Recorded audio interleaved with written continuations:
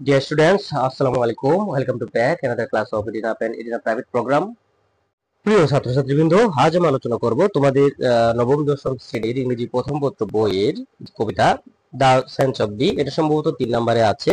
তো এই কবিতাটা লিখেছেন আমাদের একজন কবি, একজন ভিক্টোরিয়ান যুগের কবি চার্লস কিংসলি।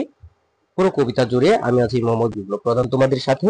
কবিতাটির এই ভিডিও বাংলা লেকচার তোমরা শুরু থেকে শেষ পর্যন্ত দেখো, আশা করি তোমরা উপকৃত হবে। তো সর্বপ্রথমে কিছু কথা বলে নিই। এই কবিতাটা কিন্তু ডিরেক্টলি কোনো কবিতা বা কোনো কাব্যগ্রন্থে নাই। এটা আমাদের যে কবি চার্লস কিংসলি, বা মূলত তিনি একজন, আমরা বলতে পারি একজন প্রফেসর, হিস্ট্রিয়ান এবং নোবেলিস্ট। তিনি তার একটা বিখ্যাত নোবেল, এই নোবেলটার নাম হচ্ছে অল্টন লুক। আল্টন লুক নামে একটা নোবেল। এই নোবেলের মধ্যে থাকা একটা চরিত্র, প্রধান চরিত্র আল্টন লুক, সে নিজেই কবিতাটা রচনা করে এই নোবেলের ভিতর। যাক, এই যে দ্য সেন্স অফ দি কবিতাটা মেরি নামে একটা মেয়ে, আবার বলতে পারবো মেরি, মেরি নামে একটা সুন্দর একটা মেয়ে, ছোট্ট সুন্দর একটা মেয়ে, এই মেয়ের মৃত্যুর করুণ পরিণতি আসলে দেখিয়েছে এই কবিতাটাতে। পুরা কবিতাটাতে আমরা যেটা দেখি, এখানে 4টা স্ট্যান্জা রয়েছে। 4টা স্ট্যান্জার মধ্যে এখানে আমাদের এই যে স্ট্যান্জা গুলো আছে, প্রত্যেকটা স্ট্যান্জাতে 4টি করে লাইন, সরি 6টি করে লাইন। সুতরাং সর্বমোট লাইন আছে 24টি। তো আমরা দেখি কবিতাটা প্রথম স্ট্যান্জায় যেটা দেওয়া আছে। তো তোমাদের আগে বলে রাখছি, যেহেতু প্রত্যেকটা স্ট্যান্জাতে 6টি করে লাইন আছে, এই লাইনগুলো প্রত্যেকটা স্ট্যান্জা মোটামুটি 2 ভাগে বিভক্ত। প্রথম ভাগে রয়েছে 4 লাইন, পরে 2 ভাগে আছে বাকি 2 লাইন। আচ্ছা, আমরা প্রথম 4 লাইন দেখি। প্রথম স্ট্যান্জার প্রথম 4 line: O Mary, go and call the cattle home, and call the cattle home, and call the cattle home across the sands of Dee. অর্থাৎ মেরি নামে এই মেয়েটাকে কেউ একজন বারবার বলছে ডি নদীর তীরে গিয়ে কেটল গুলাকে, অর্থাৎ গবাদি যে পশুগুলো আছে, সেটা গরু হতে পারে, ছাগল হতে পারে, এটা কিছু, এগুলোকে বারবার তাকে ডেকে আনতে বলা হচ্ছে। আবার আমরা পরবর্তী 2 লাইনে যেটা দেখি: the western wind was white and fog and all alone went she. তো সেই সময় ওয়েস্টার্ন ওয়ান, যে পশ্চিমা যে বাতাস যেটা ছিল, ওয়াজ ওয়াইল্ড, ওয়াইল্ড মানে বুনো বা অত্যন্ত বেশি প্রখর, এন্ড ড্রাঙ্ক উইথ ফোম। ট্যাঙ্ক মানে হচ্ছে স্বেচ্ছেতে, আমরা বলবো পরিপূর্ণ, উইথ ফোম অর্থাৎ ফেনায় পরিপূর্ণ ছিল। অর্থাৎ মোটামুটি যেটা বলা যায়, সে সময় আবহাওয়াটা ছিল প্রতিকূল, মানে ভালো ছিল না আর কি, খারাপ আবহাওয়া ছিল। এন্ড অল অ্যালাউন্ড ওয়ান শি, সে কিন্তু একাই তারপরে গেল।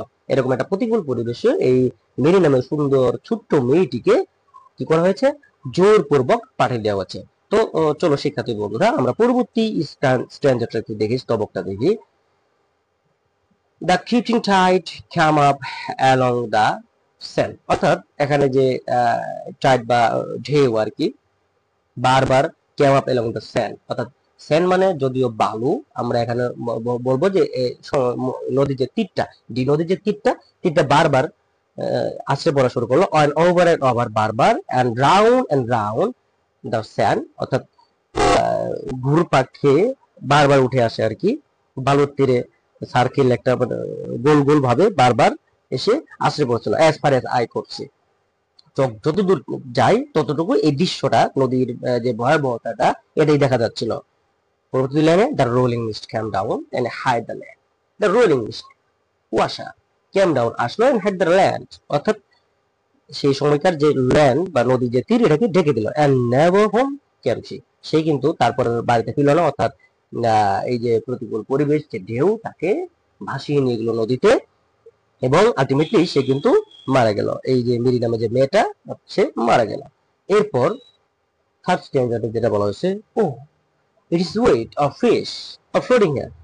তো একদিন কবি Alton Locke, I mean Charles Kingsley, সে হয়তো নদীর ধারে বসেছিল। তার চিন্তা ভাবনা, তার মনের মধ্যে এরকম একটা চিন্তা ভাবনা আসলো, আচ্ছা এটা কি কোনো ওয়েট, সামুদ্রিক কোনো শৈবাল, অফ ফিশ, এটা কি কোনো মাছ, অর ফ্লোটিং হিয়ার, এটা কি কোনো ভাসমান চুল, the tresses of golden hair. আচ্ছা, এটা দেখে মনে হচ্ছে গোল্ডেন হেয়ার, অর্থাৎ সোনালী চুলের একটা গাছ।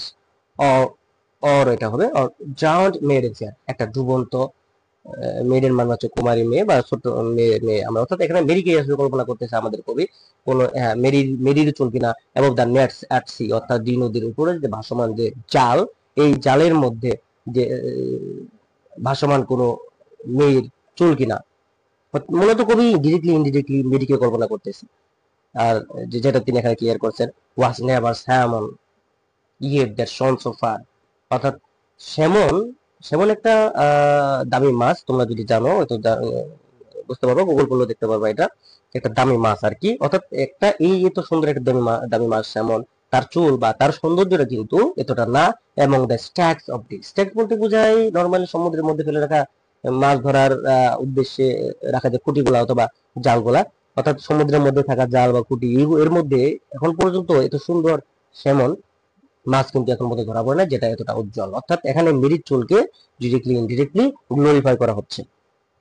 এরপর লাস্ট স্টেঞ্জেতে আমরা যেটা দেখি এই কবিতাটায়, they rode high across the rolling foam, অর্থাৎ তারা, অর্থাৎ যে সমুদ্রের ঢেউগুলা এই মেয়েটাকে ভাসিয়ে নিয়ে গেছে the cruel crawling foam, অর্থাৎ এখানে যে ফর্ম অর্থাৎ যে ঢেউ, সমুদ্রের যে ঢেউটা আছে এই ঢেউটাকে ক্রুয়েল বলা হচ্ছে, the cruel hungry foam, ক্ষুধার্ত বলা হচ্ছে, to grab her beside the sea, অর্থাৎ অবশেষে কিন্তু তাকে সমুদ্রের তীরে, সমুদ্রের ধারে কি দিতে হয়েছে, গ্রেপ করতে হয়েছে, কবরস্থ করা হয়েছে।